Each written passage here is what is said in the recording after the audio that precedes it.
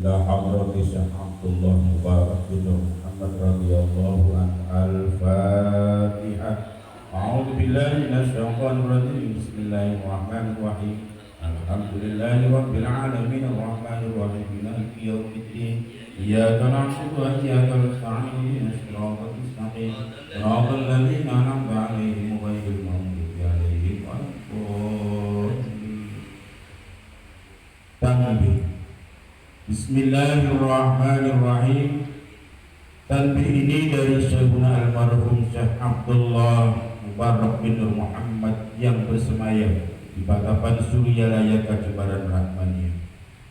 Sabda beliau kepada khususnya segenap murid-murid pria, wanita, tua, muda. Semoga ada dalam kebahagiaan, dikaruniai Allah Subhanahu wa Ta'ala kebahagiaan yang kekal dan abadi. Dan semoga tak akan timbul keretakan dalam lingkungan kita sekalian. Pun pula semoga pimpinan negara bertambah kemuliaan dan keagungannya, supaya dapat melindungi dan membimbing seluruh rakyat dalam keadaan aman, adil, makmur zahir dan batin.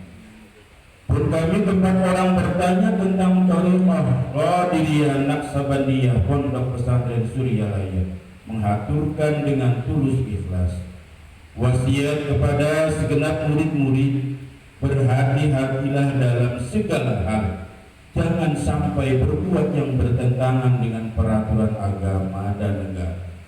Taatilah kedua-duanya tadi sepantasnya.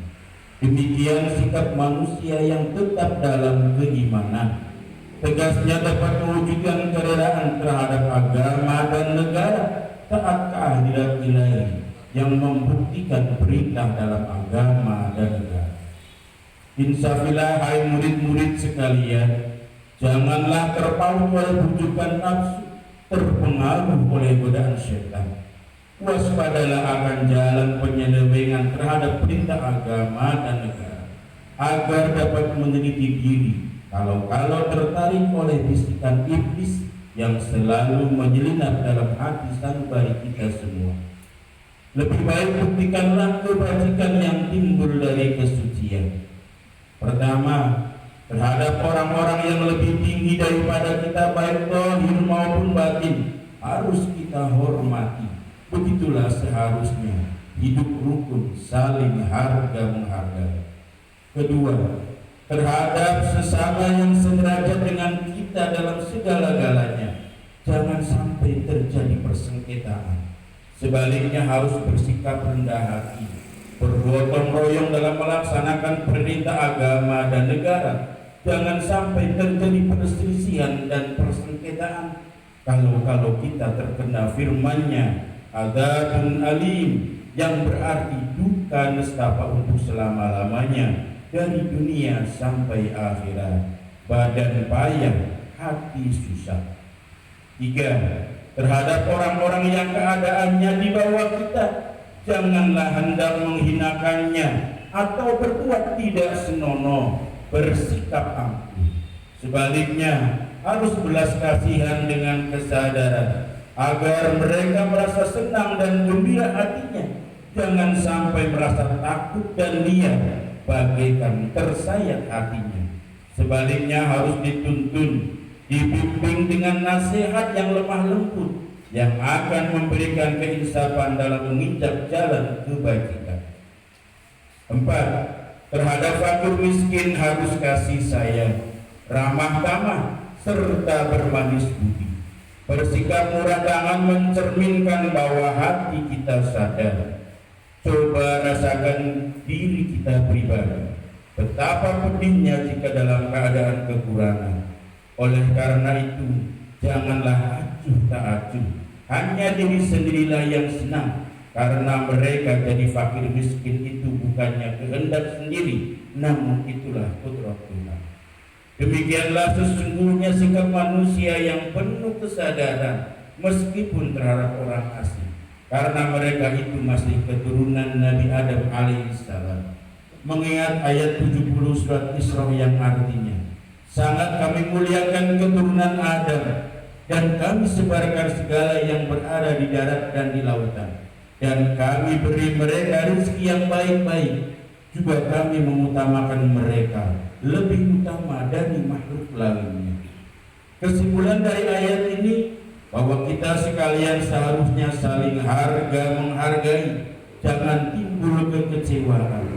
Mengingat surat Al-Maidah yang artinya, hendaklah tolong menolong dengan sesama dalam melaksanakan kebajikan dan ketakwaan dengan sungguh-sungguh terhadap agama dan negara. Sebaliknya, janganlah tolong menolong dalam berbuat dosa dan permusuhan terhadap perintah agama dan negara. Adapun soal keagamaan, itu terserah agamanya masing-masing. Mengingat surat Al-Kafirun ayat 6, agamamu untuk kamu, agamaku untuk aku. Maksudnya, janganlah terjadi perselisihan. Wajiblah kita hidup rukun dan damai, saling menghargai, tetapi janganlah sekali-kali ikut campur. Cobalah renungkan pepatah leluhur kita, hendaklah kita bersikap budiman, tertib dan damai. Andaikan tidak demikian, pasti sesal dahulu pendapatan, sesal kemudian tak berguna. Karena yang menyebabkan penderitaan diri pribadi itu adalah akibat dari amal perbuatan diri sendiri.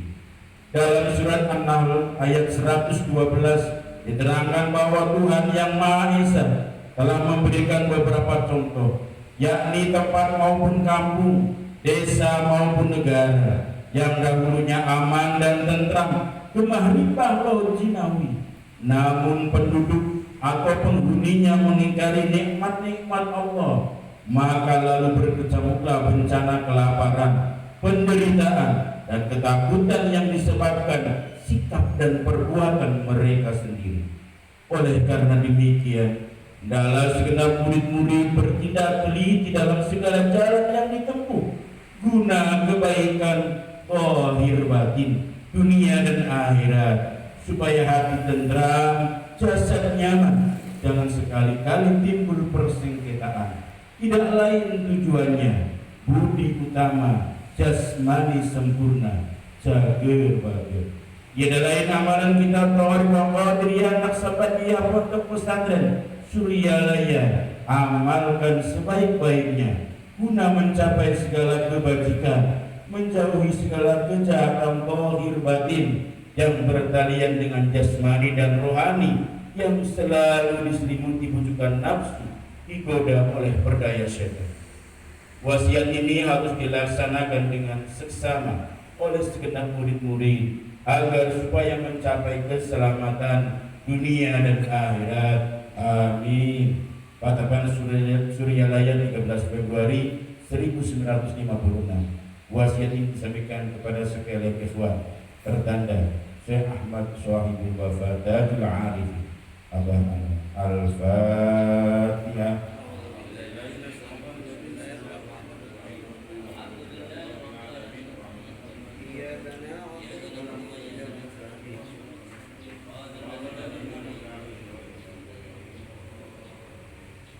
Untaian mutiara.